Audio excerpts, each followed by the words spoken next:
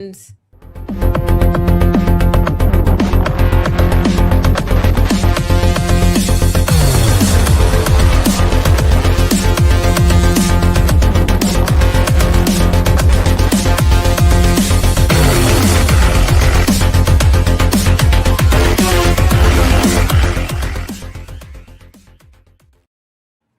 up, YouTubeites? Sorry we're running a few minutes late, but we are here and we have a full crew. We have a killer list and we have a little public service announcement. Apparently, the guys were telling me backstage that diet soda is bad for me. I was drinking one before the show. Who knew? Yeah, it messes up my period. Takes your cycle off. Yeah. Yeah. I can relate. I drink like 5 of them a day, you guys, like legit. That's bad. Don't do that. Is it? Okay. Yeah. I'll stop. I'll switch to what? Water? Yes. Yes. All I drink is water, dude. All I drink is water. And tea. Do some tea. You can make different types of tea. And good coffee. Get like good organic coffee. You know, that kind of stuff is okay, but soda, you might as well just be eating asphalt. Like, it's the worst. It's used to clean chimneys. You know, you can take rust off with soda or Coke mainly, right? I heard that. So, I had the worst acne growing up. Like, it was bad. I had terrible acne growing up. And then I stopped drinking soda. It all disappeared. The sugar? That's it, yeah. It's that and all the other chemicals in it and stuff that messes up your hormones. Yeah, damn, that was a hard hit to take, but I'm gonna get off soda because all 3 of the guys are like, Laura, no. But anyways, let's do a quick round table. Gabe, we'll start with you. How's life? How's everything going? What's up, everybody? Yo. Come on in, everybody. Take your shoes off. Crack open some Four Locos. Or in Laura's case, she's got a case of High Noon. She's shotgunning back there. Better than soda, though. You said it's better than soda. Hey, anything is better than soda. Like, yeah, absolutely. I just got home. I just came back home from buying a bunch of vitamins, coincidentally, as we talked about our health behind the scenes here a little bit. But glad to see everybody here. Glad to see everybody who showed up on Tuesday, where Lando and I did another combo show of the top 10. What? And the new comic book day one. Yeah, new comic book day show. So just glad to see everybody showing up and hanging out with us. Then it's great. Awesome. So we're gonna have a fun. I just saw the list. I was flicking through it a little minute ago. Fun stuff on the list this time, everybody. Welcome to the Ultra list. Welcome to the Proof of Life list. There's some stuff on here that we've talked about before that's popping back up on here. So hold on to your seats, everybody. There's some crazy books on here again, per usual. Do you have access to the comments this time around or no? I mean, I can't highlight them. No, I don't have admin rights right now. I liked it when you could do that. Okay, never mind. Yeah, like, all the little gifs and videos and stuff. Sorry, Yeah, Laura, nice you gotta do your like, job. I want to do my job. I don't want to do this. Okay, it's fine. Chris, how's life? How's it going over there? We'll say hi to you. Oh, it is so damn cold here in the DC area. And listen, I know that like a foot of snow is nothing to people who live in like upstate New York and you know, Montana and stuff like that. But we just don't have the infrastructure for that stuff here. It snowed about 8 inches to a foot down here in southern Maryland. Jeez. And then for 8 hours, we had frozen rain. So ever since then. Frozen rain, isn't that snow? No. Snow is soft and fluffy and airy and kind of comes down like this. And frozen rain is like getting beat with the shower head on high. But instead of water, it's just ice pellets. So hail. Not quite hail. Hail. But hail is bigger. Frozen rain is terrible. But so we had like 8 hours of frozen rain after that, and so now we have this like foot deep just blanket of hard packed ice everywhere, and not even the snowplows can get it up. So Maryland is suffering, and a lot of the, you know, Virginia, Delaware, we're all going through the same thing.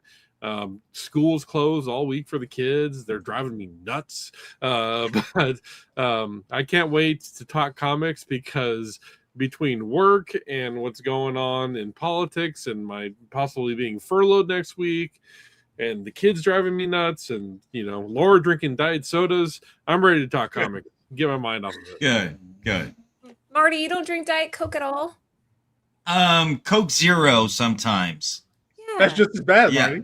I know, absolutely. I know, but sometimes, I want to indulge, I have the viewpoint. This is my viewpoint. Yes, quality of life is very important, but what is the sense of life without indulging every so often on some of your vices, We And all so have I'm going to live a little bit every so often. So that, I don't disagree with that. I really don't. However, 5 aspartame filled cans of juice and sugar per day is There's no only juice in going to there. make you feel bad for like a week for that one day. So I'm going to go clean out my fridge after this. I'm going to go in there and just clean out. Oh, I have 3 packs of mini sodas that I just bought today. I'm going to throw all of them out, and Anthony's going to get mad, but it's your guys' fault. at least use them to clean your utensils in your kitchen area. Okay, I'll just pour them down the drains. Anyways, Of Marty, course. how's life?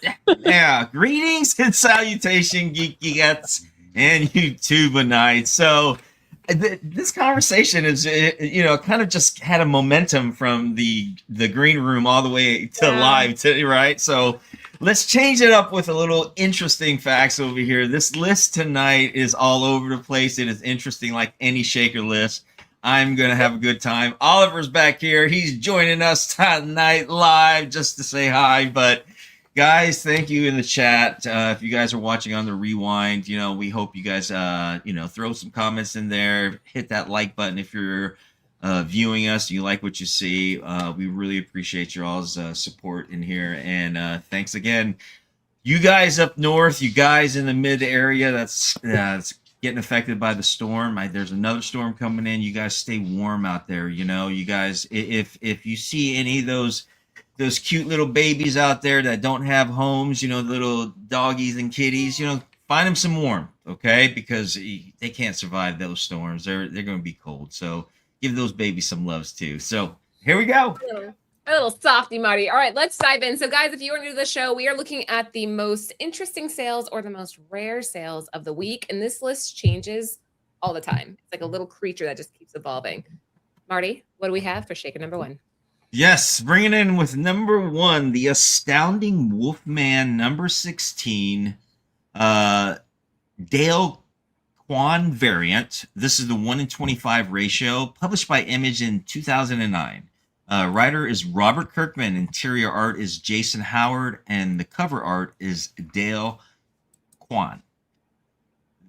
This Dale Quan 125 variant of Astounding Wolf-Man commands high prices because it's rare, few graded copies exist, and collectors' demand for hard-to-find variants is strong, even if the comic itself isn't a major story milestone. Ratio variants from before 2012 are harder to come by than the varying age of comics that we find ourselves in today. The regular A cover sells for cover price, but this hard-to-find variant is what is shaking things up. When we covered this last year in May Shaker Report, it had sold for a record of $1,500, which then was an all-time high for the 2023 sale of $1,200. According to CGC Population Report, there are only 4 graded copies and only 1 in a 9.8. Recently, a 9.8 sold for $2,100. Amazing. Right? Scarcity. We see this every week. It's scarcity. That's all this boils down to, right? Yeah, this is an awesome cover, man. This Dale Quan variant, beautiful cover. Great artwork. I mean, I'm a big fan of the horror genre, especially the old classics like Wolfman. I don't know. I've never read this, but just to see something like this and this beautiful art piece right here, especially a cover, I could see why something like the 9.8 would fetch a good $2,100. But even $2,100, good lord, that's astounding. But given the rarity of this, yeah, wow. I mean, there has to be more to it than it just being rare. Like, there has to be a demand for it. And Dale Keown is just one of those artists that is. He had a very short career. Like, he's not very prolific. Like, he did a handful of stuff, like Hulk, and then moved over to doing Pit and stuff like that. Like, he has a very short resume, but everything he's done is incredible, and this is another example of that. So there must be some hardcore Dale Keown fans looking for this book. Yeah, I think it's a combo. You add that with the fact that there's probably not many of these out there. No And the way. last sale we had was Keown. I apologize. I butchered his name. It's all good. Keown. It's all good. But Laura's right. Like, come on, this is issue 16. Yeah, there's the not a lot series. of- No one's ordering. Not many people are ordering 25 copies of this book. That wasn't the most popular Robert Kirkman book. I mean, it was being overshadowed by The Walking Dead and Invincible at the time. So yeah, you're right. There's got to be like. Oh, that's true. In this time frame, you're right. Yeah, Right. the other properties would have dominated this. I kind of wonder if this is speculation, because we've seen other Astounding Wolf-Man variants pop up, like the Reed said, right? A couple times in the Shakers in the last year, we've seen 1 in 50 and 1 in 25s pop for high numbers, and I have to wonder if there's speculation about Astounding Wolf-Man getting optioned, considering how well Invincible is doing. I just looked. There doesn't seem to be any news about it being optioned right now, but it's possible that fans of Kirkman are snapping up these harder to find variants in thinking that maybe there's a future in some of these properties going forward. Makes sense. I mean, a lot of the spec people, the big ones out there, read the tea leaves and they go, okay, these are already happening. So of course it makes sense to go back and find the earlier ones. I could see that. Yeah, I also think Wolfman, the Wolfman Invincible universe, they share their universe, and Wolfman shows up in Invincible every so often. Does he? Yeah, maybe Is once that- or twice. Like, they had Yeah. crossovers with Spawn and Savage Dragon and stuff like that too.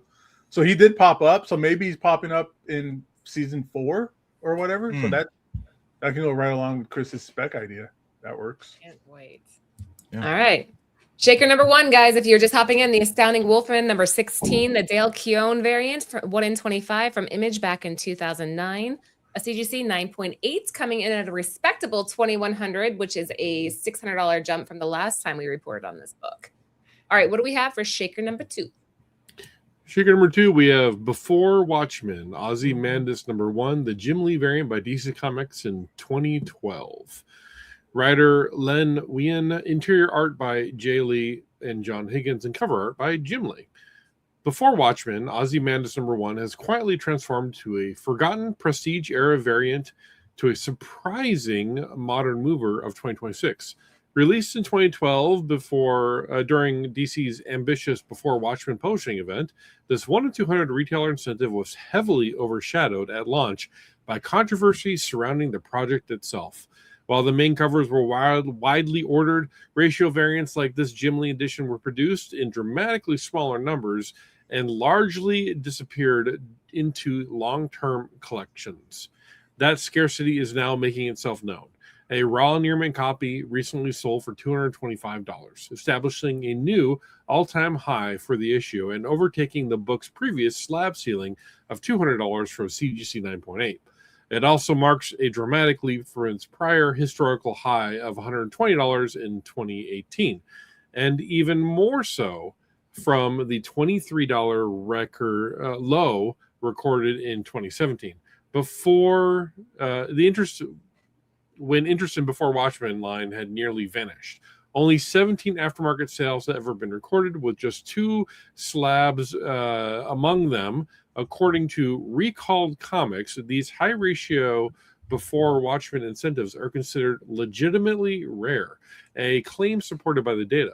While 45 copies appear on the CGC census, that figure includes both Universal and Signature Series submissions accumulated across more than a decade, not active market supply.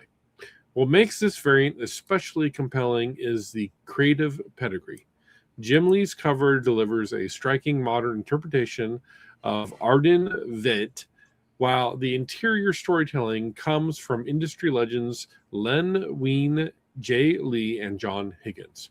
Chronologically, this issue takes place only 1 week before the opening of the classic Alan Moore Watchmen number 1, placing it within the core timeline. In the recent years, Watchmen-related material has experienced a renewed collector attention, driven by HBO's acclaimed sequel series, sustaining prestige around the original graphic novel and growing interest in overlooked companion works. As collectors revisit the before Watchmen era with a more measured lens, the extreme scarcity of racial variants like this one have become impossible to ignore. When raw copies begin outperforming slabbed highs, it is often a signal of constrained supply rather than speculative frenzy. In this case, that signal is clear, with only a handful of copies trading hands over more than a decade and a new all-time high now established. Before Watchmen Ozymandias #1, the Jim Lee 1 in 200 variant has officially emerged from the shadows as one of DC's most elusive modern incentive variants. This is no longer just a premium Watchmen collectible. It is a confirmed sleeper that finally woke up. Holy crap! A page and a half of text. Dude, good job, man. That was a hell of a read, dude. Well done. I don't even know. About as wordy as the Watchmen comics themselves. Whoa. No, we're not having that here. We're not I love the original Watchmen. I'm not a fan of the before Watchmen and the relaunches. Okay. I have a theory that every time one of these more modern books pops off and gets to this ultra high price tag, it's Alan Moore buying it so he can burn it.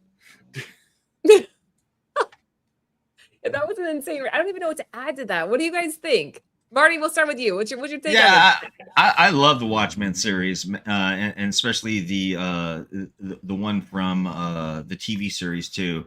I actually own the Jay Lee version and the Phil Jimenez one, but I do not have this one out of all of them, you know. And guess what? This pops up for the Raw near minute 225, you know. So go, my luck, go figure, right? But I love the Watchmen series, so it's nice to see this coming back, because I don't think it's so underrated, my personal opinion, because the characters in Watchmen are so interesting.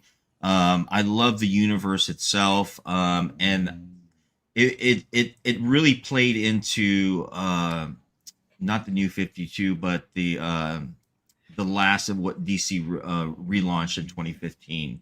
And so there was if you followed that, you could, there was something about the Watchmen universe. You know what I'm talking about? Yeah, with the Rebirth and the button. Rebirth. There we go. Yeah. Right. So I always found that very interesting. And Chris is nodding his head. He's like, no. Listen, I'm sorry, Marty. I love the original Watchmen. I have several copies of it. I've read it dozens of times. It is pure, just how it is. It doesn't need a prequel, it doesn't need a sequel, and it doesn't need integration with the main DC universe. All of those things, in my opinion, take away from Alan Moore's original work. And I understand why he's so upset about it.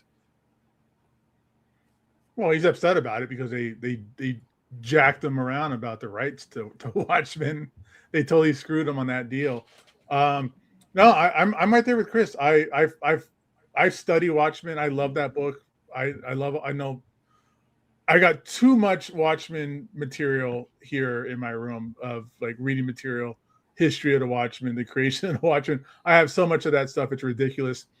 And that was the controversy that Chris mentioned in the read about this series, is that there is so much hate and misunderstanding about them doing like a sequel series to it. But with that said, this before Watchmen stuff is really, really well done. There's some great creators on these books. They did some fantastic work. Nothing's going to live up to Watchmen. Watchmen's untouchable, but also with Watchmen being on that high of a pedestal, there's nothing that they can do that can tarnish it, I think. So I'm all for Watchmen. I'm all for that HBO series for the most part. I'm with you, Dave, 100%. But this book being a 1 in 200 back in 2012 is crazy. All the Jim Lee covers that he did for these series are beautiful. The one for Silk Spectre is probably my favorite one that he did. Oh, beautiful cover. Yeah. But there's some other stuff, man. Like, oh my god, not Dale Keelan, excuse me. Bruce Timm did a beautiful, like probably one of his best covers, probably the best cover he's ever done, I think, is that Silk Spectre variant that he did. So you guys can go look for it, check that stuff out. Just Google it, look at the covers. There's some fantastic work in here. Read the books; they're really good. I love what they did with the comedian. I love what they did with Rorschach. This Ozymandias one's good as well. Dr. Manhattan's by J. Michael Straczynski, and that one's incredible too. It's people overlooked it because of the kind of purity that people have for Watchmen, but it's fantastic stuff. Yeah, there's nothing to add. You guys nailed this. And that read, well done, Chris. You did well on that. That was a long one. Yeah. All right, so we have a raw near mint here coming in at $225. I've never seen this book before. So if anybody out there has it, please tag us on Instagram. We would love to see it. Proof of life. Wait, hold on. I have my shakers mixed up. All right, shaker number 3. What do we have? Let me get it back up here. That's you, Gabe. Yeah. Shaker number 3 is Dippy Duck number 1. This came out from Marvel back in 1957 when Marvel was still called Atlas. Writer Stan Lee, pencils and ink by Joe Malini.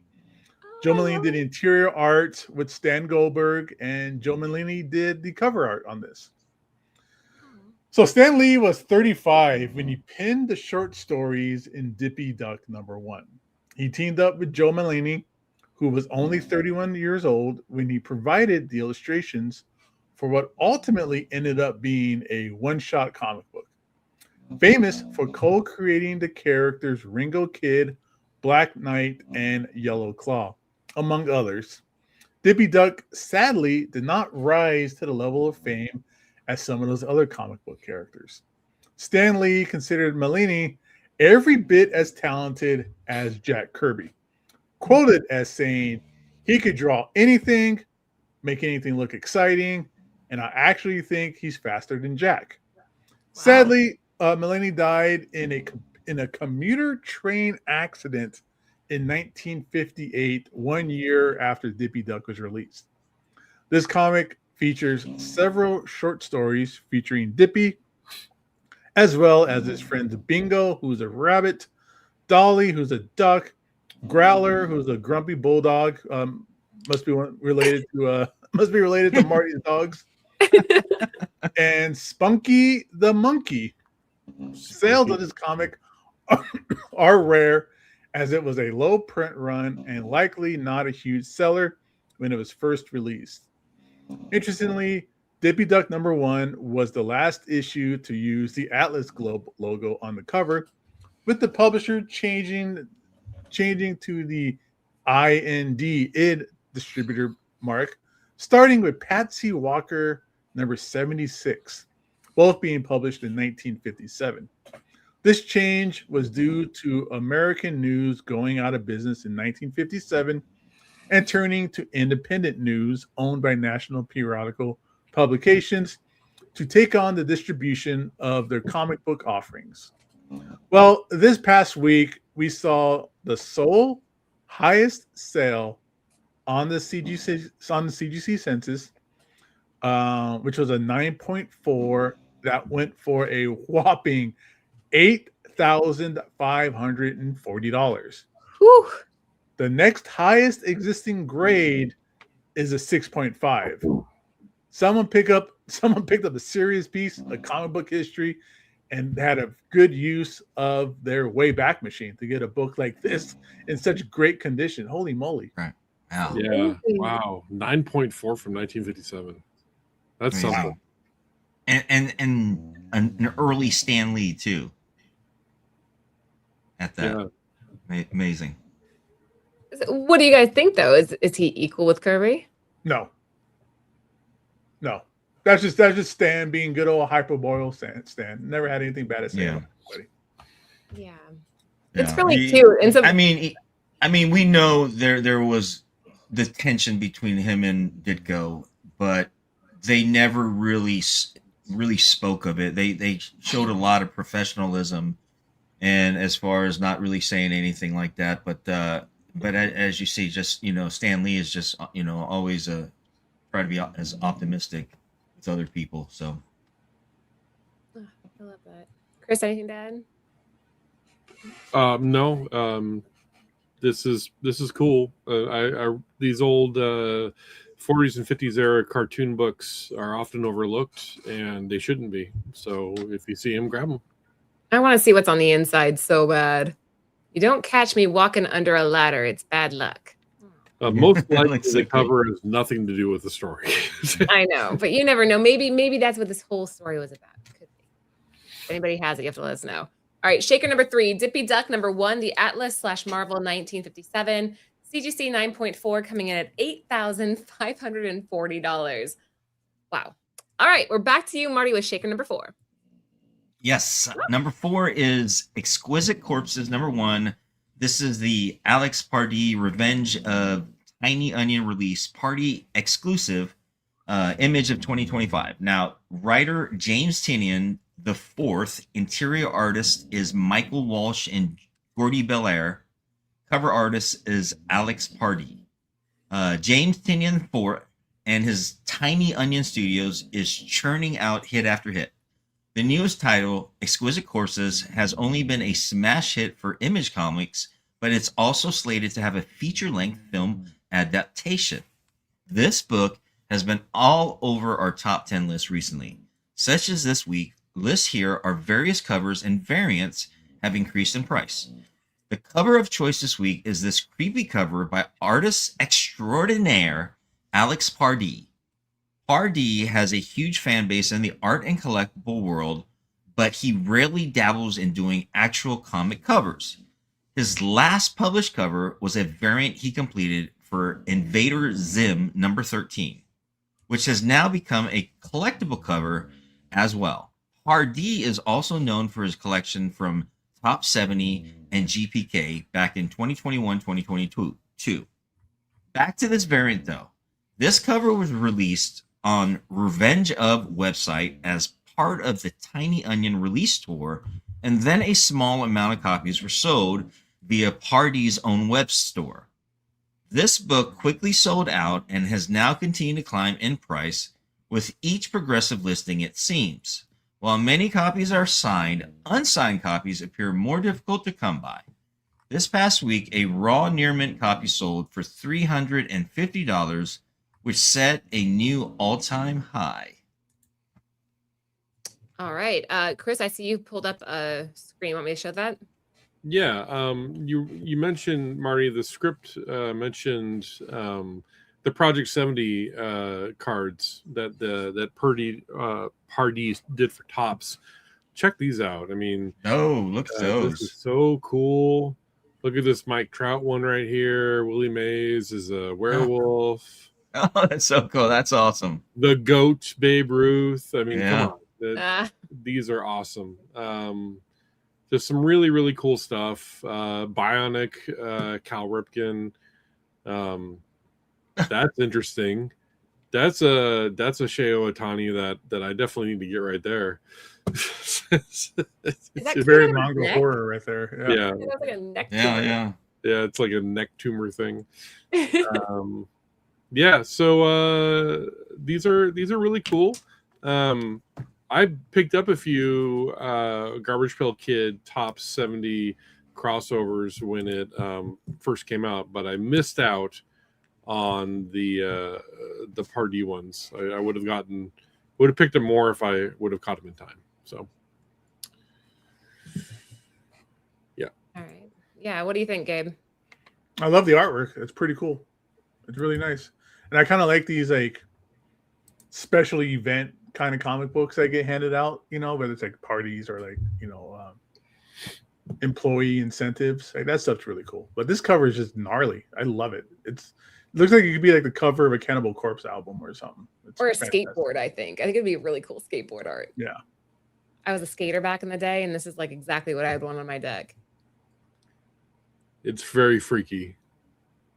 Very zombie, your favorite, right? And I got to meet James, and I believe it's pronounced Tynion, which is why he has Tiny Onion as his Tiny onion, company. tiny. Tynion, yeah, kind of think like Tyson or Tynion. Yeah, but he's such a nice guy, and all of his properties are just doing so well. I feel like anything that's tied to that name just automatically explodes, and this is another example of it. And all the Exquisite Corpses right now, even the later issues are doing really, really well. The attention and the what's the word? The investment's still there on this property, even after it's been announced that it was released for or being optioned. People are still flocking to it, so it's kind of cool. All right, let's keep going. That was Shaker number 4. Exquisite Corpses number 1, the Alex Party, Revenge of and Tiny Onion release party exclusive from Image back in 2025. A top sale for Raw Near Mint coming in at $350. What do we have for Shaker number 5? Before I get into Shaker number 5, I just want to say we're halfway through the list. So if you're not already subscribed, please do. About 60% of our viewers are subscribed, which is interesting because we hit 6,000 just recently. But that also means that 40% of you are not subscribed, which I don't understand it. I mean, if you're coming back and you're watching every week, why not just hit the subscribe button? It really helps out the algorithm and it helps out the channel. So if you could do us a favor, we would very much appreciate it. Hit the like button and talk to us in the comment section too, if you don't mind. Shaker number 5 is Invincible number 52, the Black and White Diamond Retail Summit exclusive by Image Comics in 2008. Obviously, the writer is Robert Kirkman, interior art by Ryan Ottley, cover art by Ryan Ottley. The Diamond Retailer Summit typically happens every year and is an opportunity to shop owners and the industry insiders to get together and discuss the health of the industry. Usually there are a few cool variants handed out to attendees. Lucky attendees in 2008 got this killer variant with the explosion in popularity of Invincible because of the new season coming out. Collectors are searching far and wide for case shoes and rare variants like this book.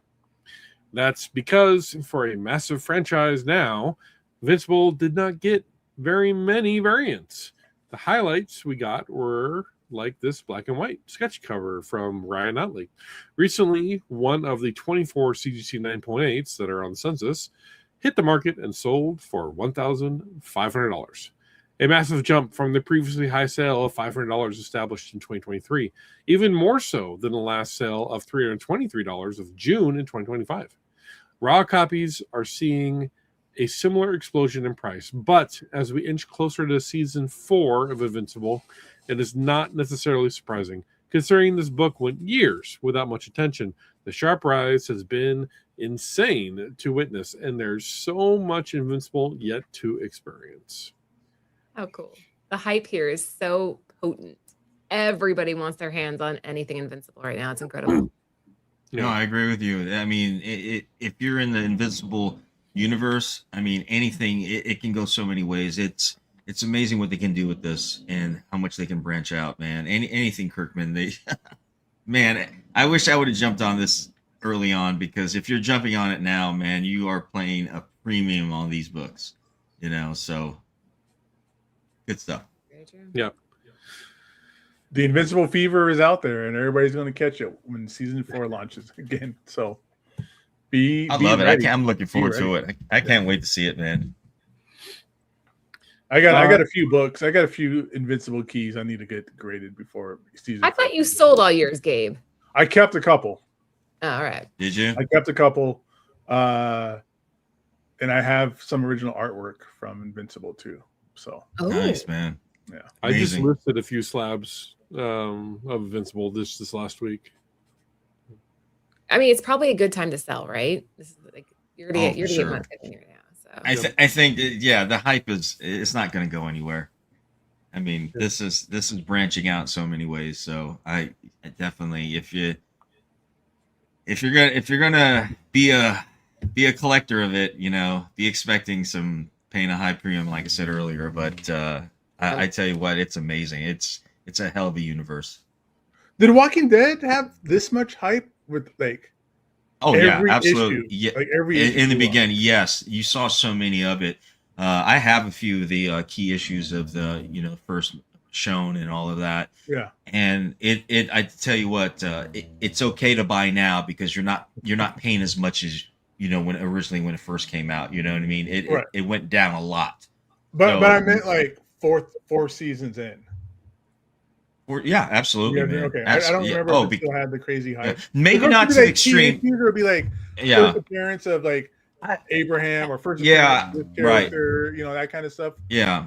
I don't think as extreme as Invincible, just because I think everybody realized after The Walking Dead, but I say definitely Invincible is on the higher scale tier right now as opposed to The Walking Dead. But yeah, it was a hype, but I think we see a much more in the increase in the aftermarket because of how well Kirkman did, and anything Kirkman touches and everything just explodes, and people have caught on to that. And so, like I said, anything Kirkman, they're out there to grab, and they're seeing what it's doing. So I just think they're smart. I just think there's not as much Invincible stuff out there, like issues. I don't know if the print runs were as high as Walking Dead, because even before the show came out, Walking Dead was a comic book phenomenon. Like that was a book where you'd be like, "Hey, you would check everybody around you before you talked about Walking Dead. Like, did you read up to this point? Did you read the newest issue?" There was like a unspoken rule that you don't spoil Walking Dead. Yeah. Invincible didn't seem to have that much attention, I feel like, until the show came out. Whereas Walking Dead was the opposite. You had that fan base already built with the comics. And then the fan base exploded when the show came out. Right. And trade paperbacks were flying off the shelves and couldn't keep them in stock, and they just went print after print after print. Same thing with Invincible. Oh, we lost him. Wait, you muted. I thought that was me. I thought it was me too. I'm like, shit, am I frozen? It's like, but he like muted mid-sentence. That was weird. All right. Nope, still can't hear you. He's cutting in and out. Yeah, he's cutting in and out. Yeah. All right, try hopping out and hopping back in. Guys, we are halfway there. This is Invincible number 52, the Black and White Diamond Retailer Summit exclusive from Image back in 2008. A 9.8 coming in at $1,500. We're going to keep that whole Invincible buzz going. Wait, is Gabe next? He is, but I can read the next one.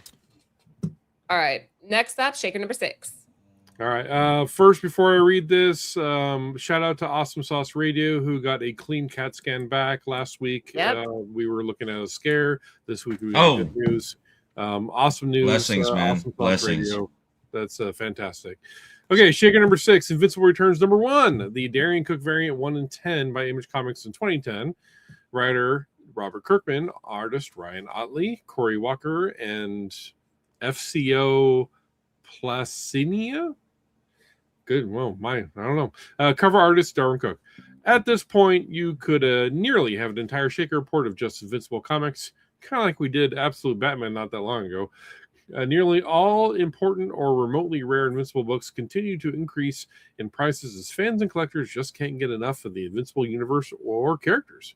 There are multiple entries on this week's Shaker report that are Invincible related books rising in prices, and this 1 in 10 variant by Darwyn Cooke is quickly becoming one of the pricier Invincible books out there. This book sold for a high of $4,125 and a graded CGC 9.8 this past week, which is more than double of the last sale in which was January 3rd, 2026, of the same grade. So that's over 2 weeks, double price to go from $2,000 to $4,000. It's crazy. This variant has become one of the most expensive Invincible books on the market with no signs of slowing down. It is crazy to see how much growth this book has experienced in 2 years. It was $900 in January of 2024 when it was last covered on the top 10 most expensive Invincible books, which is an article on CovrPrice. It's the Darwyn Cooke effect too, right? Like I feel like all this Darwyn Cooke stuff just exploding again. Like you kind of see it come in waves, similar to Dave Stevens. And I just feel like that might be playing into this. You add that with the Invincible and the two of them together, it's just like obvious. Yeah. Gabe, you want to try talking? Gabe? Oh no, he said no. All right, Marty. He's like, no, I don't want to talk to you. Marty, what do you think? Once again, it goes back to what we said earlier, and to echo that, anything Invincible, so it doesn't surprise me. We're going to see this so high in prices right now. But yeah, Amazing. It's just amazing. Amazing what collectors will pay to grasp that, you know? Yeah. I don't know. This is a cover buy. It's the ratio aspect. It's the title. It's like the trifecta of everything that a collector looks for. No, yeah, I agree. Anything Darwyn Cooke, you just pick it up, right? Like anything. If you come across Darwyn, you pick it up. I'm impressed by how much Invincible stuff is just coming out of the woodwork. There he is. Hello. All these variants are kind of just sneaking up that no one's seen before, or that no one's really kind of focused on before, and they're getting spotlights. There's all this new stuff that just keeps popping up for Invincible, and that's awesome. I love to see this. Like this Darwyn Cooke, I don't think I've seen this one before. I thought there was only the 2 variants or the 2 covers for Invincible Returns. I thought it was just the main cover and the David Finch black and white. I didn't know there was a Darwyn Cooke one, and that's cool. I love it. Yeah, this is awesome. This is like my favorite of the night so far. So Shaker number 6, Invincible Returns number 1, the Darwyn Cooke variant 1 in 10 from Image in 2010. A CGC 9.8 coming in at $4,125. Gabe, I'm going to go to you next for the next one for Shaker number 7. Number 7. All right. Justice League Adventures number 1, Six Flags promotional variant from 2001. This is written by Ty Templeton, interior art by Menace Q. Is that a real name? Oh, whatever. Dan Davis, John Krasinski, Kurt Hathaway, cover art. Damn. Cover art by not only Alex Ross, but also Bruce Timm.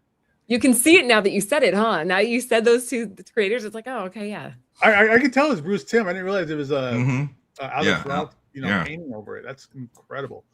He doesn't do too many team ups like that. That's great.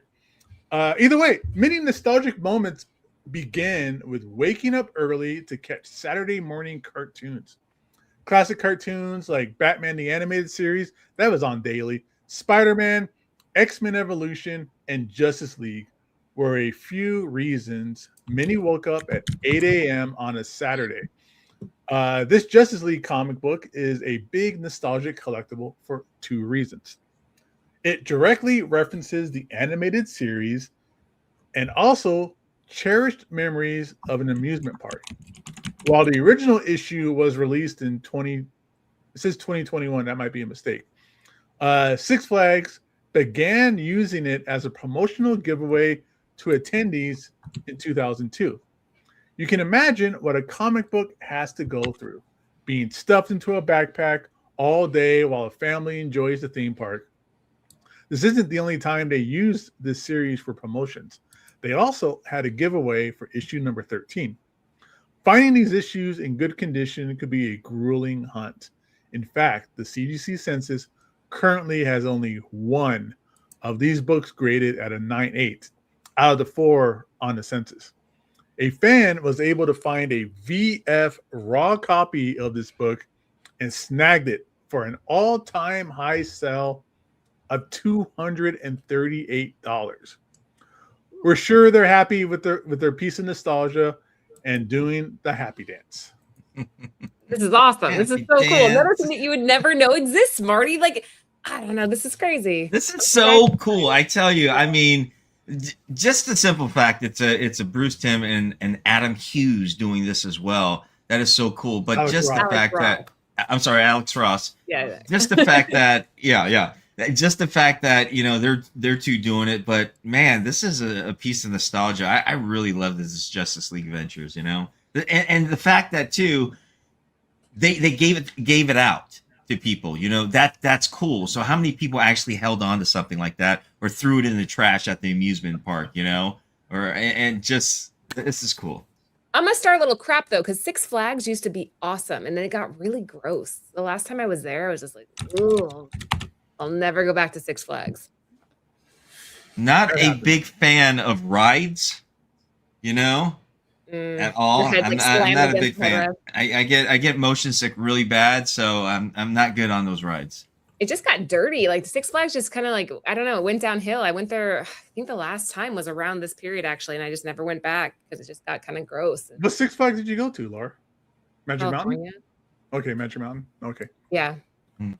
I didn't like it. I went there a couple times, and when it first opened, it was so much fun. It was more like teenager-esque versus like Disneyland, but Yeah. Yeah, the last time I did the Joker ride and I just didn't like it as much. And never went back. I used to go to Magic Mountain all the time. My schools all the way through elementary school, junior high, and high school are like end of the year parties. We're always at Six Flags Magic Mountain.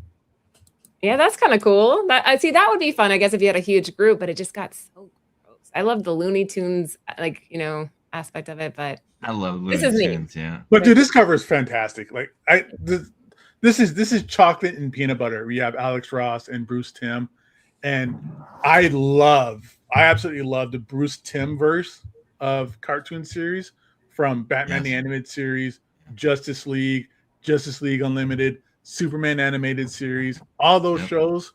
I love them growing up. I rewatched them, over the last couple of months, and that stuff still holds up. It's all very fantastic stuff. A lot of Jack Kirby love, a lot of fourth row love in these books or in those episodes. And this is a lot of people's quintessential fantastic. This is everybody's quintessential Justice League lineup as well. Most people got introduced to Green Lantern as this John Stewart Green Lantern. So, and then this Wally West Flash, like this is the quintessential Justice League. My Justice League came back in the early in the 80s, with the earlier Justice League. You remember that one? Which one are you talking about? What team members? The one that had like Mr. Miracle on it and Zatanna and No, the one earlier than that. With the TV series, the cartoon TV series. With the Justice League of... Oh, you mean like the Super Friends? Yeah. Oh. Okay, with the Legion of Doom, yeah. Yeah. And their hideout looked like Darth Vader's helmet. Yeah. Right, exactly. So, couple things to note on this. If you look at the CGC census for this version, there's only 4 on the census. Right. 1 9.8 and 3 9.6s. Even harder to find is the Sour Punch Straw edition, which only has 4 on the census, but a lower grade. The highest grade of the Sour Punch Straw edition is a 9.4 with 3 9.2s. I have one of the 9.2s. How do you differentiate between them? What? Like, how do you tell a difference? Lower right-hand corner, it says brought to you by Sour Straws. Okay. Yeah. So this is very, very... These are hard to find. So I guess what I'm trying to say is if you are digging and you find one of these that says Sour Straws on it instead of Six Flags at the top, it's just as rare, if not more rare. I mean, these were given away at a bunch of different Six Flags, and you get all the sticky finger kids and everything like that. So cool. Yeah. But and I agree with you, Laura. Six Flags got really gross as I became an adult. Was it a mail-in, the one that you're talking about, Chris? The straw one? Yeah, it was. Yeah, okay. Mail-in.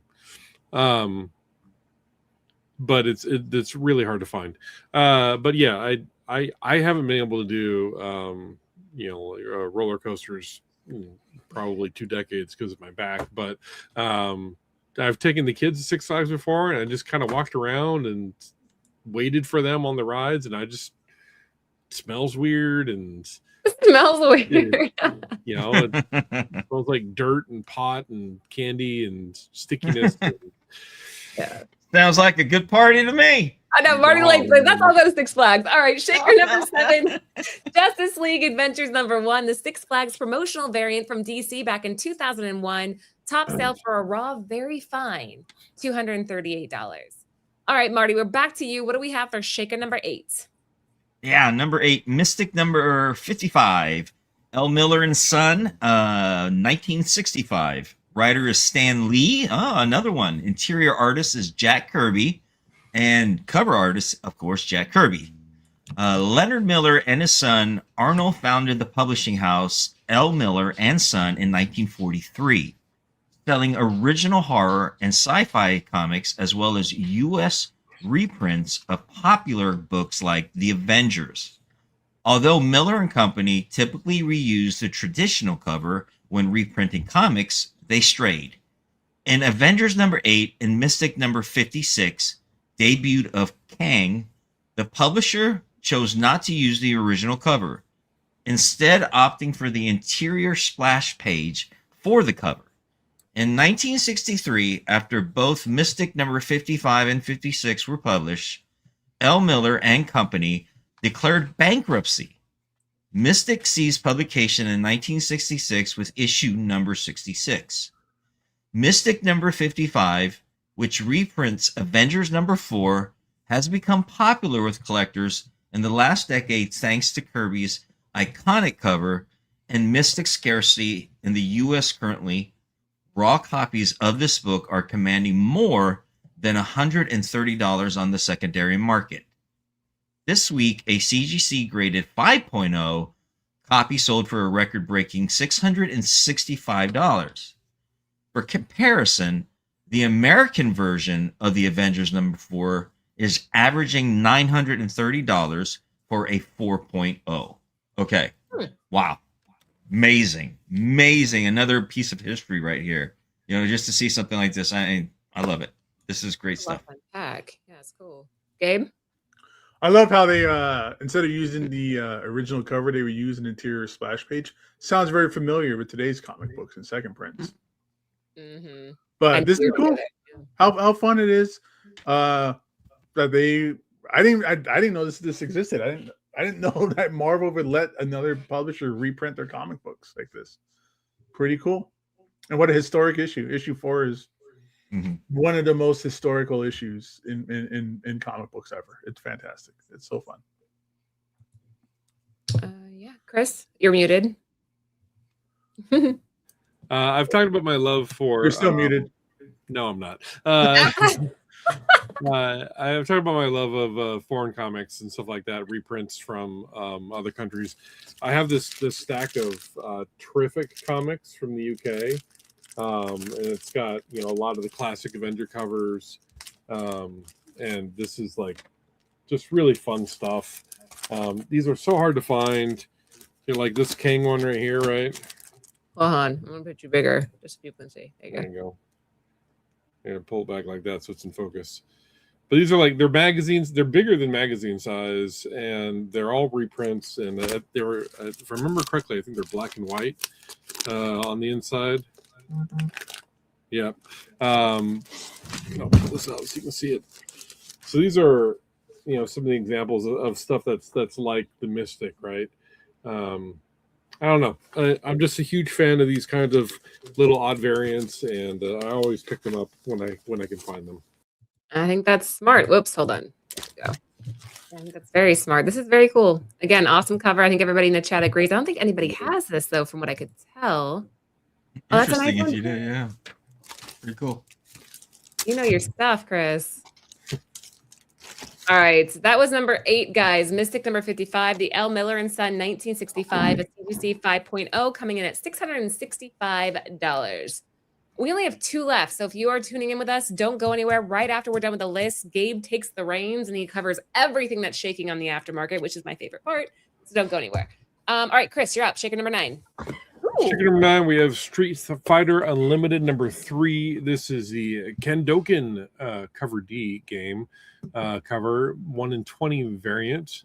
Absolutely gorgeous cover. Cover art by Steve Kandoken. Street Fighter set the standard for fighting games back in the early 90s. It has been revitalized as a new movie dropped its first trailer last month, and Capcom reported sales of over 6 million copies of the legendary franchise's 6th installment. Steve Kandoken Mac began drawing the variant covers for Street Fighter Unlimited issue number 2 with the main protagonist M. Bison in 2025. His variant for Street Fighter 4 Unlimited number 4 with Chung Li gracing the cover skyrocketed in price as a graded 9.8 sold for $6,000. This week, a collector threw down on this Cammy variant for Street Fighter Unlimited number 3, paying $180 for a raw near mint copy. These variants have become quite rare as we haven't recorded many sales for these Steve Mack covers. It's only a matter of time until issue 5's variants with Laura Matsuda hits the weekly shaker report. Kandoken also produced very limited variant covers for Archie's Betty and Veronica Friends Forever, which are homages to his Street Fighter covers and were released at San Diego Comic-Con in 2025. I got to see those. Those sound cool. Collectors love his work, and his variants become must-haves for true Street Fighter fans. I got to hand it to this artist, Stephen Mack. I love this cover. It is gorgeous. The thing that jumps out at me is the red pop out. And I cannot wait for the new Street Fighter movie. You got, Cody Rhodes playing Guile and Roman Reigns playing Akuma. It's so good. I can't wait. From a female perspective too, this is still very sexy without just being pure TNA. Like, I like that. Yeah, they could have just did the butt shot like they usually do with Cammy. That's what I mean. Like, this is different. Yeah. It look tough, but still sexy. Look at her arms. Like, this is just a very good representation of the character without getting I have to agree with Chris. He did the I've always really loved like a black and white with tints of red, and some parts and stuff like that. I love the way they did that. Beautiful, beautiful cover. For the record, I would have preferred the butt shot, but still. And then Reed, speaking of Betty and Veronica, doesn't somebody here on the panel have a really badass Betty and Veronica exclusive coming out tomorrow? Thanks for the plug, Gabe. Yeah, tomorrow we are launching our Archie Valentine Spectacular with Cassandra Dunn. She's one of the artists that we started working with on Pop Kill a few projects back, and I love her work. She's just so refreshing. She's cute, but kind of like this, like it's not overdone. It's just like effortlessly sexy. And that's launching tomorrow at 8 p.m. We have, I think, 250 copies of that. So make sure if you guys are thinking about it, to go over to Instagram, join our little text line. Bring it up. I want to see it. I'm on your website. I don't see it. Oh, wait. There it is. It's not on our website yet. It won't be on until tomorrow, but let me see if I can find it on Instagram. Hold on. I'm at Anthony's computer. It's like, these Udon does some great covers, and it's so hard to choose which ones you kind of want because I don't want to have like all these like super sexy covers for no reason kind of thing. But and they're killing it right now with the Mega Man. That is so cool. That's rad. Isn't that pretty? Yeah, it's Betty and Veronica by Cassandra Dunn, and we are going to have remarks and signatures. That's why we did the white background. I love that. That's our Chris Guess one we just did. But this is a Pop Kill she did for us. So this is kind of where we started using her, and I love her style. Wow. Yeah. Very, very pinup girly, Yeah, she has a very pinup, and I don't know. I like the way that she does faces. I think it's very feminine. I like the way she does the bodies. So tomorrow night, guys, 8 p.m., that'll be launching. Oh, nice. And since we're plugging Bird City right now, next Tuesday and Wednesday, if you guys follow us on eBay, we are going to have Jamie Tyndall live in our shop to do like signatures and remarks. So if you are a Jamie Tyndall fan, he'll be live with us. Yeah. Okay. Thanks, Gabe. You're a sweetheart. Nice guy. He's such a nice guy. He's so cool. He likes to eat pretzels like dipped in maple syrup. So I'm going to get that for him before he comes over. So awesome. All right. Lando to send you some authentic Canadian maple syrup. You should, because he'd probably like that better. Street Fighter Unlimited number 3, the Kandoken variant, 1 in 20 from Udon Entertainment 2016. Raw near mint, $180. Last but not least, what do we have for shaker number 10? Isn't this Gabe? Is it me? Okay, I got confused with the turnaround. Excuse me. Yeah.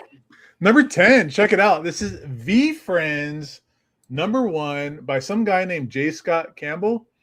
This is a regular cover that was limited to 555 covers from VeeFriends LLC back in 2024.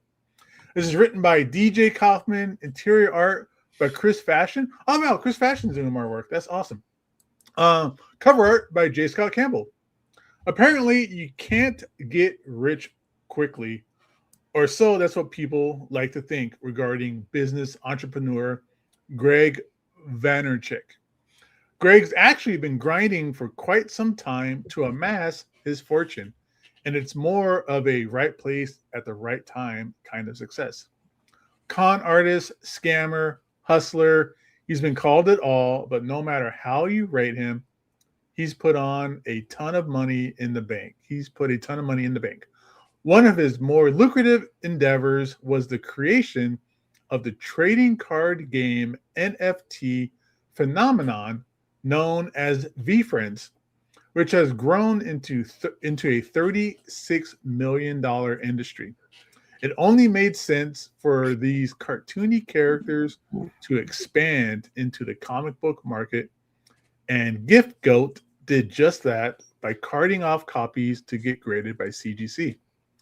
This premiere issue, with a cover by J. Scott Campbell, returned from CGC and was gifted to 555 lucky winners.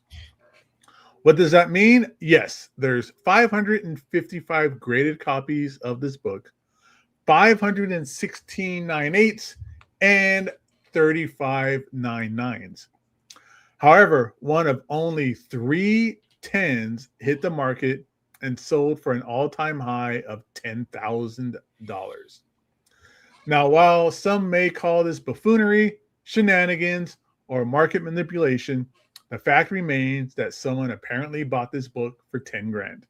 Which suggests VeeFriends has a strong following and is very real. I've heard a lot about this. I mean, I wasn't really familiar with VeeFriends a few, I don't know, months back, but I've learned that you're right.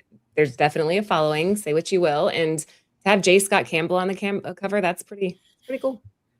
I would never. This was J. Scott Campbell. This is not his typical style at I all. know. I was thinking that too. I would not have guessed. Yeah. But it is. I like it though. Don't get me wrong. You know, it's not his typical what we see. But I really like this. I really do. But 10,000. Holy cow! Holy cow! I don't know what to say. I'm speechless for that. I really am. For a book that's from 2024. I just realized that this is an X-Men #1 homage. Oh, is it? Yeah. You're right. I didn't even see it. I was looking, and I was like, this doesn't look like a J. Scott Campbell, and I saw his signature, and then below it said after Jack Kirby. And I was like, what? I was like, oh, okay. So this is X-Men #1. All right. Is that what it is? Yeah. Oh. That's so cool. But $10,000 for this, more power to you. Like, we'll go to the Shakers and see about 100 different things I would rather spend $10,000 on. But again, more power to them. Congratulations to the seller and the buyer. This might end up being a thing. I think this entrepreneur guy, I've seen him on Instagram, and other creators really kind of backing him up on stuff like this. We'll see what happens. It'll be kind of interesting to see where this goes. All right, Chris, let's hear it. I don't know. I'm against NFTs that don't have a function, and I'm against most crypto that doesn't have a function in general. This just seems like it like Digimon, Pokemon, and just another one of those things that kids don't really care about, but adults think that they do. I don't know. This isn't for me. I'm not going to yuck somebody's yum. If you like this and you're willing to spend 10 grand on it, then that's you. You do you. But it seems like everybody pretty much had the same consensus that 10 grand is a lot. Chris is like fighting to get these words out. Just say it, Chris. Let it all out, man. I do. I'm trying not to be mean, because this is just not something I would ever get even close to spending money on at all. I mean, if this was a movie playing on an airplane, I would walk out of the theater. It's just not for me. All right. That's a good way to end this, I think. Shaker #10, VeeFriends #1, J. Scott Campbell, regular limited to 555 from VeeFriends LLC. in 2024, somebody dropped $10,000 for a CGC 10. All right, that is technically the end of the shaker list this week. But like I said before, don't go anywhere because now Gabe's going to take over and tell us what's shaking on the aftermarket. Gabe, you ready? Give me a second. Which one is it? Shake, shake, shake, Sonora. This one? Shake your body I like this down. part because I don't have to do anything now. I Shake, can- shake. Yeah, now I get to take over. This is your favorite part. I This hear is it. my favorite part when Gabe has to do all the work. All right, there you go. Hey, it's my favorite part too, just because Good. yeah, I get to do it. I kind of get to do some action here. But of course, this is all the shaking stuff. This is where all the cool comics are. This is where all the cool sales are. Let's get into it, guys. Let's roll. Already there's some great Red stuff. Dragon. There's some great stuff. That red dragon is Oh my god. gnarly, dude. I love it. Let me click on that. Let me bring that up. This I've thing never is heard of Red Dragon crazy. comics. What is this? This is completely foreign to me. This is awesome. Wow. Red Dragon smashes the curse of the boneless men. Boys, girls. I don't know. That's just randomly up there. Yeah. What year is that from? 1943. 40. I think it said 43. 43? Awesome. Yeah, man. so it's definitely World Amazing. War II times. Like, Yeah. that is cool. You got the red, white, and blue, red, right? And fighting a what is that? A Nazi or No, that's the Russian. Japanese soldier. Japanese? Yeah, I was gonna say it looks Yeah. Japanese, like a Japanese soldier. Yeah, he's got the Rising Sun tags on his collar. So And just crazy. the way they depicted those types of soldiers back in the day. Yeah. Yep. That's Propaganda for the kids, you know? This is a war comic, probably, and most war comics were read by soldiers at the time too. Yeah. It gave It's kind of a Very much. misnomer that kids were reading this kind of stuff. Absolutely. Yeah. Look at that Uncanny X-Men 160. That's the first Magic, right? It's a 9.9 from 1982. $4,400. Wow. And if he has it- $4,600. Wow. That is cool. 9.9. That doesn't seem like a lot for a 9.9 from a 1960 or 1982 book. That's the first appearance of everybody's favorite cosplay character now. It kind of makes me wonder if CGC is starting to grade on a curve. You got that Marko Djurjevic. I got First that Miles one, man. Morales. Yeah, What's that going for a night? That's, Well, that's CGC 9 point. 9,500 for a 9.8. Wow. I mean, Yeah. mine is a raw, but probably not in that pristine condition. You should just get it graded, man. Yeah. I Might as should. well put in that $200 or whatever it costs market value to get it graded, and get a little bit of money out of it. Now you got $10,000 and you get that VeeFriends, or you can have a 2.0 of Detective Comics 168, which is I love this book. A friend of mine in town who owns a shop, who owns a Red Hood, the man behind the Red Hood comics. He owns the original art to this cover, and it's hanging up in the store. Wow. Yeah. That's very cool.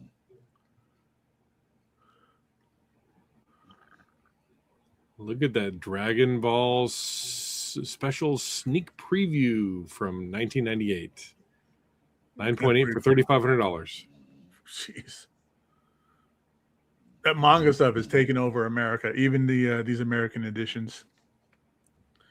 Third appearance of Wolverine on here. Yeah. First Doctor Doom is on here. That's pretty dope. The 2.0 for Yeah. $3,200, man. Whoa. I think I have that Amazing Spider-Man number 27. I'm This pretty is a sure near, I did. they advertise this as a raw near mint plus for a Raw near mint. 1965 book. Wow. Wow. Yeah, I've got that. $3,000. $3,000 for God. man. I say it every time. Broken record, excuse me, but it gives me anxiety just thinking of dropping that kind of Yeah. money on a raw book. Mine is I have low copies of the earlier Amazing Spider-Mans, but especially with these ones, man, I always buy them graded, especially the early ones. Yeah. But mine's I stay at least a 5 or a 5.5 or lower, man, Yeah. because I mean you That's a can good still price get a point. pretty absolutely, man. But when I was buying them then, of course they weren't as expensive as they are now, but yeah. It's crazy what they're going for now. Yeah. It is stuff like this. I mean, I'm pretty confident in my grading, but condition wise, it's hard for me to determine when something's been like trimmed or there's any kind of like that smaller restoration, like trimming and stuff like that, or staples being like, replaced, things like that. So like you said, Marty, like these older kind of like Silver Age books, I always get graded copies just for that sense of self being with it.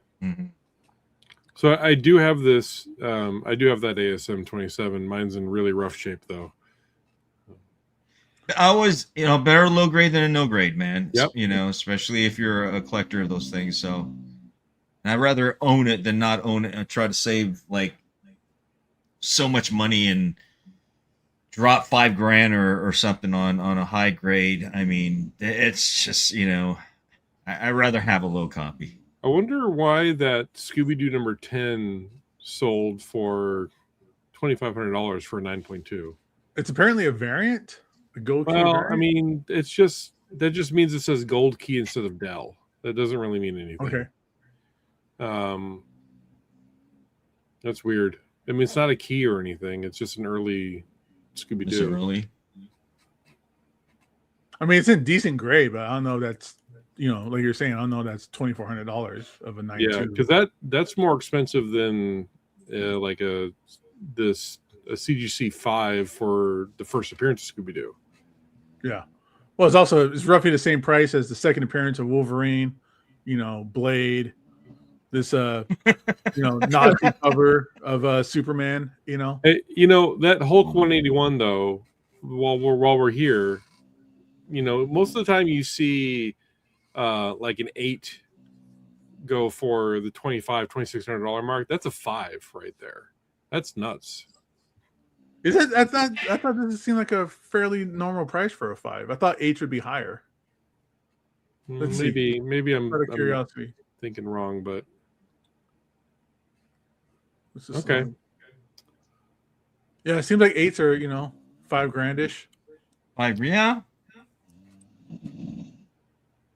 Okay, that's really not too bad, man. No, it's still. I mean, that's an evergreen book. Yeah, of course. I'm gonna call it a blue chip. That's ridiculous terminology. You're talking about comic books, but this is always gonna be a special book in someone's collection. Clearly a red chip. I mean, come on. Yeah.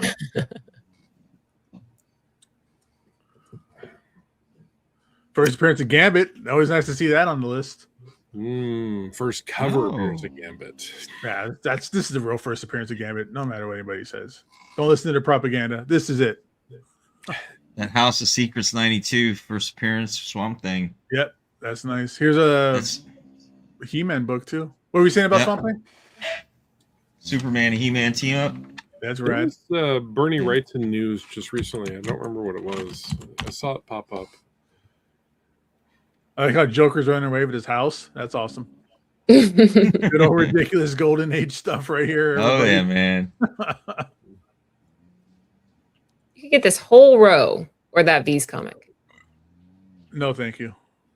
I'll take this whole row twice. Especially the newsstand Deadpool. I love that New Mutants 98. Blows my mind. Laura, you had $4,000. Which one would you get on the other roll? This roll? Yeah.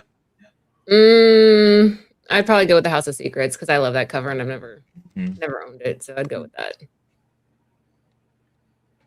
Yep. There's Scooby-Doo one right there. So what's a CGC -- What is that?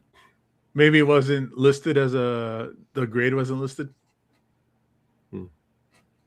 So I've got that one. Mine's a CGC green label though, because somebody cut out the coupons. Yeah. But it's like a 4.5. I've been thinking about selling it for a while. Maybe the time's right.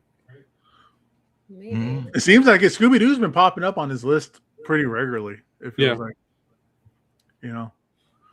what's this? What's the key for this Invincible? Science Dog? It's a Dr. Seismic. All right. Dr. Seismic. Second print of the Scotty Young Batman. That's cool, Scotty Young right there. Yeah. Like that one. Chris has the first print of this, don't you, Chris? I do, and I know you bugged me to sell it to your friend. I don't know about it. Okay, I wasn't. I was just trying to make a connection between you guys. I love this the first Brotherhood. That's such a cool cover. Yeah, the green scarlet. Man, a lot of Golden Age on here, and it's again some more Invincible popping up on here. Invincible Returns again, Eric Larson variant. There we go. The Superman 24 is awesome. I love these old Americana style covers. Young men. Love that. Somebody clip that. We should clip that and play it every show now. Young men. Young men. I love it.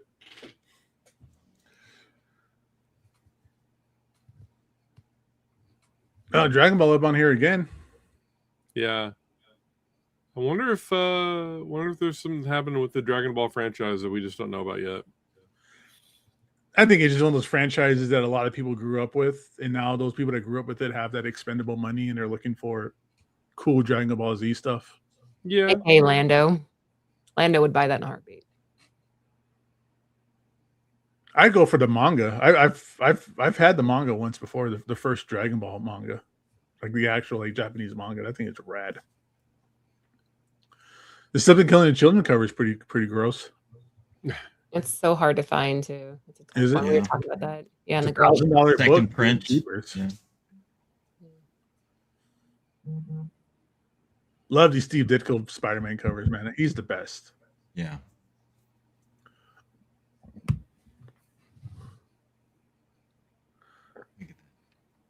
You got not a Junior. blonde in a red dress, but you got a brunette in a red shirt, in a red dress, or in a Got a yellow. Betty Page right there and Archie with the blonde hair. That's What's cool. up with I his like hair? Who did his hair? Did they go to the same hairdresser? that. That's weird. 19. I don't think I've ever seen a man or a teenager, any guy, have that hairstyle before. That's crazy. Well, you never had the butt hair going on, Gabe? Not in a while, Chris, if you haven't noticed. It's like that scene from The Wedding Singer, you know. Are you a fan of Flock of Seagulls? No, but I can tell you are. I love this Batman cover. This is like, I love this ridiculous Batmobile with the big Batman face on the front. Big, yeah. Yeah. And then the dog in the Gimp mask. That's always great. Hey, that's show some respect. That's Ace the Bat Hound. Yeah. Well. Ace the Bat Hound. Love that, man. Those Look, our classic new covers. Bat Hound recognizes the bat signal. There he goes, ready for action. So corny, man. Loved it.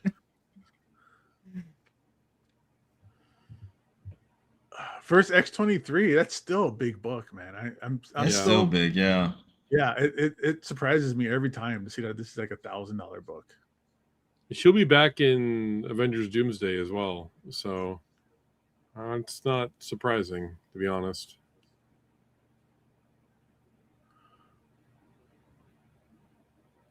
Oh, look, second appearance of Venom. Nice.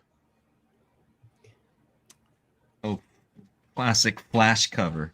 Who is that? Who's that green? Is that that's not Poison Ivy? No, that's No. the Thorn. The Thorn. Yeah, no doubt a Poison Ivy prototype. You know what? I don't know. We just saw the first print of Poison Ivy up above. Which one predates? This way predates it. Okay. Does Yeah, it? This is Golden Age. The first that Poison Ivy Silver Age. What year is that? 47. Or is it- 47. Oh yeah, that definitely predates it because that Poison Ivy is a Silver Age. Yeah. So you're talking about 60s. 66. So you got about 2 decades on it. Yeah.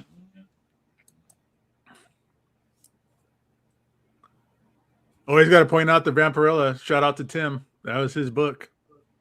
Yep. That was one of his white whales. He was always after that book. Yeah. Another Invincible on here. This Marvel team up that nobody ever has. Wow. I like it because I also like it because Corey Walker, the original artist for that is so awesome, dude. That I love those team ups, man. Mhm. But I didn't realize Marvel did one with the Invincible, man. Wow, that's awesome. What's the key on here? Just first meeting. Okay. What? I have a Vampirella #1. Mine's a 7.0. Okay, so a raw VG is 700. Okay. So yours is definitely a little bit more than that. I mean, what? I think The that 7.0 is probably like 700 is nine. more than I got for my CGC 5 that I sold. I think I only got $650 for that. It's climbing up, man. This book is always pricey. And It's always been it's always been pricey. Yeah. But it's slowly rising. Though. It's a raw VG for $700. Yeah. Well, you know what happens. You know, a book sells in the CGC grade, and then like the raw starts to catch up to it. Everybody in the chat say hi, Anthony. What up, Anthony? I was trying to be He was trying to sneak in. Sorry. More Invincible, second And print. more of 127. Scooby-Doo. Yeah. Happening. Scooby-Doo. More Scooby. Yeah, you're right. Yeah. It's another CGC Wow Comics. dash. Maybe that's a glitch in the system because I know CovrPrice said that they did like a big update, and Yeah. some things are still kind of catching up. Perhaps. What's this WoW comic? That's cool. I'm gonna click on this and see. This is There's just, a lot of red in there. there That's is. a lot of red, man. My eyes are burning just looking Yeah. at that. All that red and yellow, and I'm staring at the screen real close. Yeah, real I'm close, like- and it hurt. Yeah, that kind of hurt my eyes too, actually. Oh, okay. I love when Look CovrPrice away. can't find, like, when CovrPrice can't find like an image of the cover and it's like an actual photo of the comic. This is all covered in tape. That's so cool. That's awesome. Well, his name is Mr. Scarlet, the Red Rider of Justice. I mean, I guess Adam Blake, Rick O'Shea, The Hunchback, and Jim Dolan. This is one of those covers that you stare at it for 10 seconds and close your eyes and you can still see it. Oh, You yeah. can still see it. You see an image of Jesus on the wall or something. Yeah. I wonder what he's swinging from. They're on top of a train. What is he connected to? Oh, That's always the question, A water man. tower. You A know? water tower. yeah, same as like Spider-Man. Like he always finds somewhere to web onto. Yeah, I know. I always wondered, where's that web? Yeah, where's they connected to? Just a random helicopter passing by or something? I don't know. How the hell's he swinging in the clouds, man? This Highlander cover is pretty dope. Oh, that's so cool right there. Wow. It's Huge foil, fan of the that's Highlander. bad. Yeah, There it's can really o- cool. There can be only one. It's $7,000 for a 9.8. My name is Connor McLeod of the Clanton McLeod. All I hear is just the soft rock music of the introduction of the TV show now. Look at that witch's tail all the way to the right. That's pretty cool. This is awesome. Love it. Dude, they were just putting out material at the time. They were just putting out as much content as they could. Whatever it is. Just hey, here's just some guys in their safari hats and this chick, and they're getting attacked by a lizard. The Wicked Witch of the West coming into the door here. That's got to be the worst pistol handling I've ever seen. You notice that you see the line. They have to show the line of where the bullet is going, right? Is this Green Reaper smoking a cigarette? I don't understand where the smoke is coming from. Or some of that That wacky is so classic, man. I would so love to own that. Man. Nobody should. I would frame it, put it on my wall. This is nonsense. Oh, I love that. It's the 50s, but what kind of drugs were they on doing this? Wow. The right kind. Something, man. Wow. I tell you, man. It's like a kid telling you a story, and then this happened, and this green creature came out, and then there was a witch, and there was an orange snake, and then there was like a half a goat, and that'd be a hell of a story right there, man. It's And then Gilligan. origin story. Like, give me the origin story of the lizard man right there first. some more Scooby on the Another list. Scooby. Yeah. Yeah. There's something going on with Scooby. You know, I may need to list mine. Somebody just dumped their collection or something. Yeah. Is that another awesome Darwyn Cooke? We were talking about that. That was on last week's show. Was that on the Shakers last week? I can't remember if it was the Shakers or the top 10, but yeah.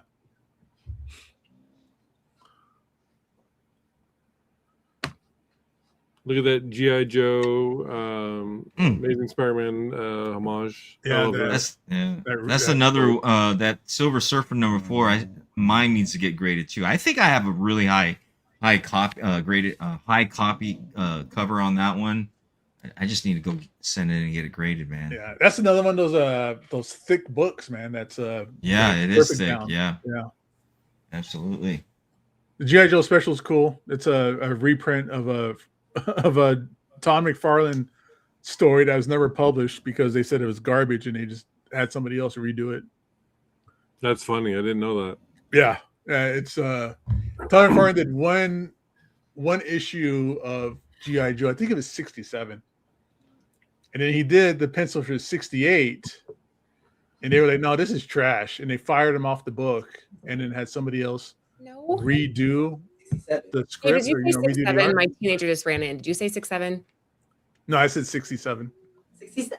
Okay. And then now that he's all famous and everything like that, they reprinted it in here, which is really cool. Drag your kid in here so I can yell at him. Adam, come here.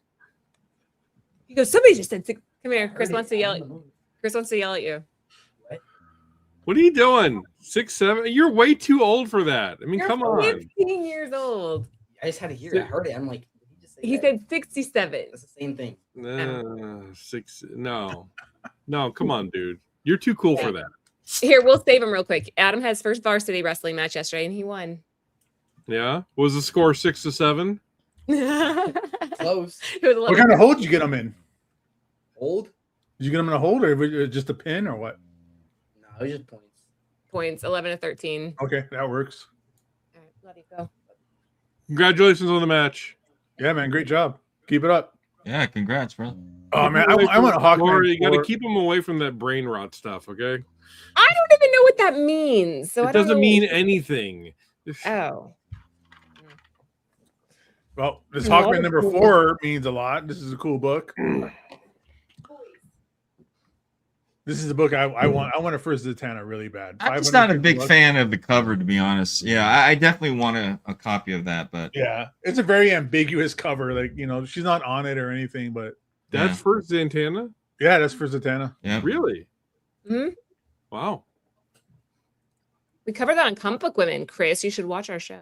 I don't watch shows.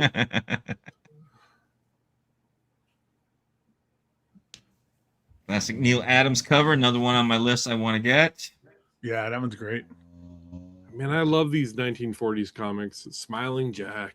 Just Just real happy about bombing, this Japanese camp here.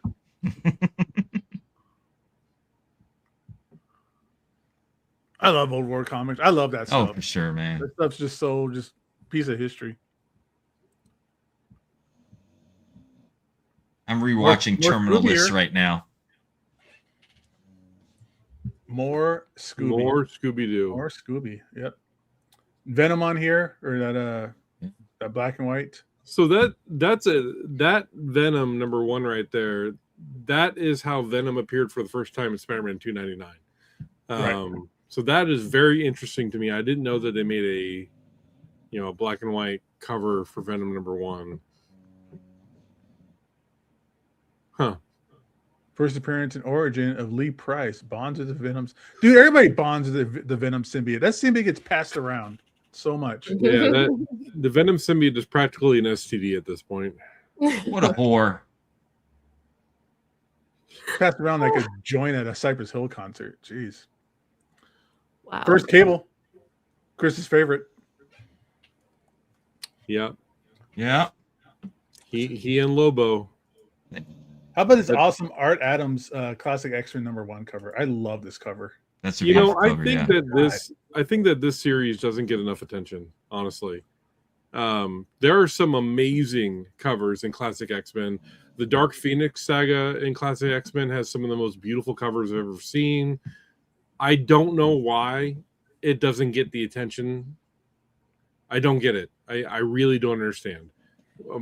Because they're not reprints, right? They're redrawings and retellings of stories.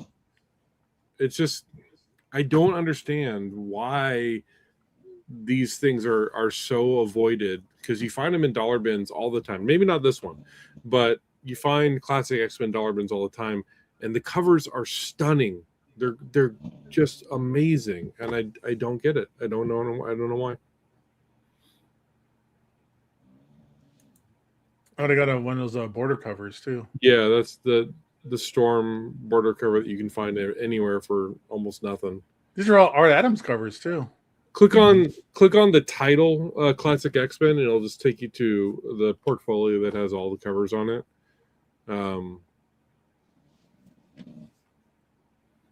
No, Chris is right. The only people that know about these comics is the dollar bin. They're so cheap. Look at this. Yeah. But they're so cool. And like look at this one right here, number 9. It's a great Phoenix cover. And then there's like the Dark Phoenix covers are really cool also. Cyclops has got some weird fingers happening over here. Look at that direct edition, man. You don't see very many variant direct bars right there.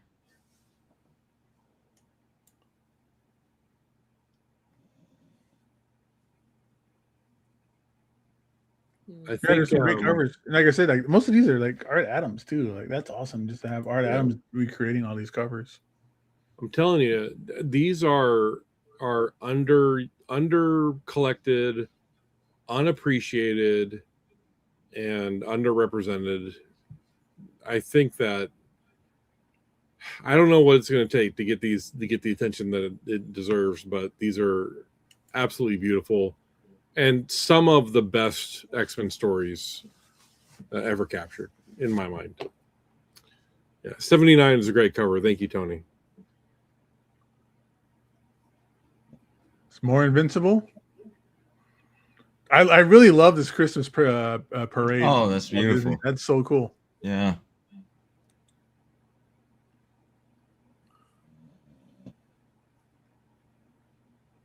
And that Whatnot Invincible cover. Oh man, look at that. Now every book has a battle damage, Tyler Kirkham cover. Right.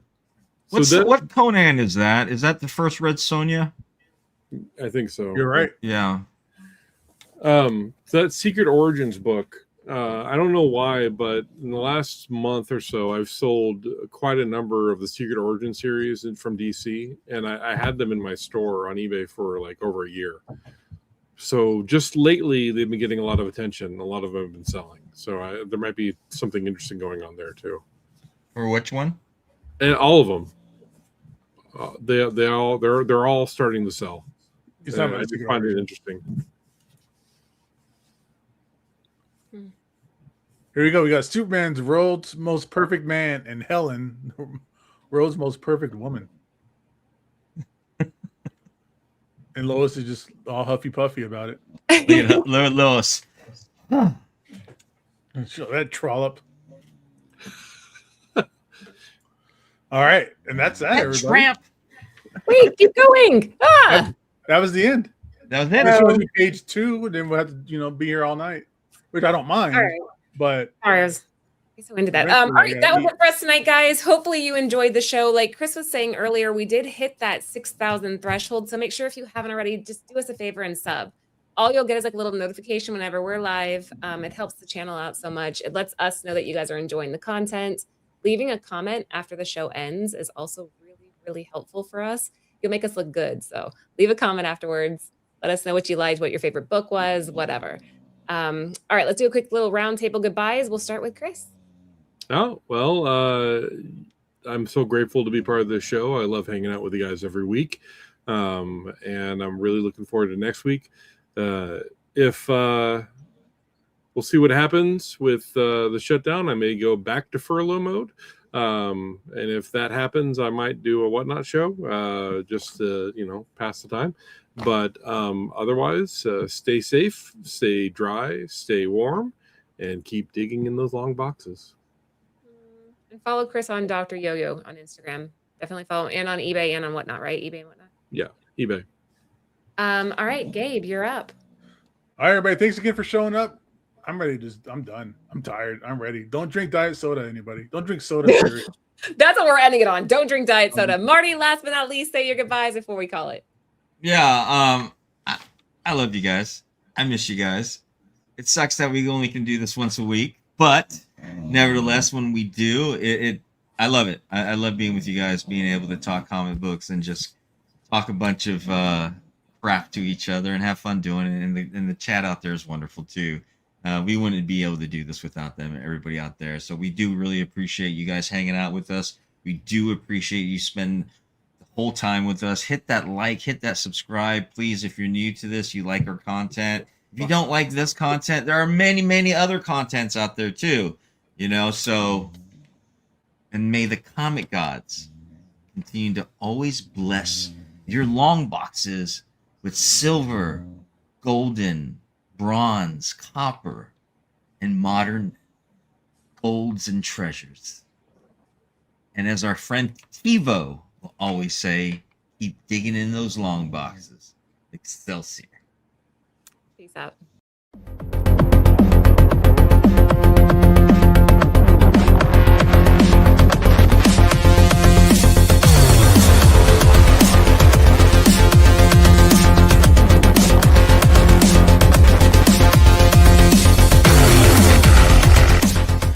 For the entire crew, this is Tebow saying keep digging in them long boxes.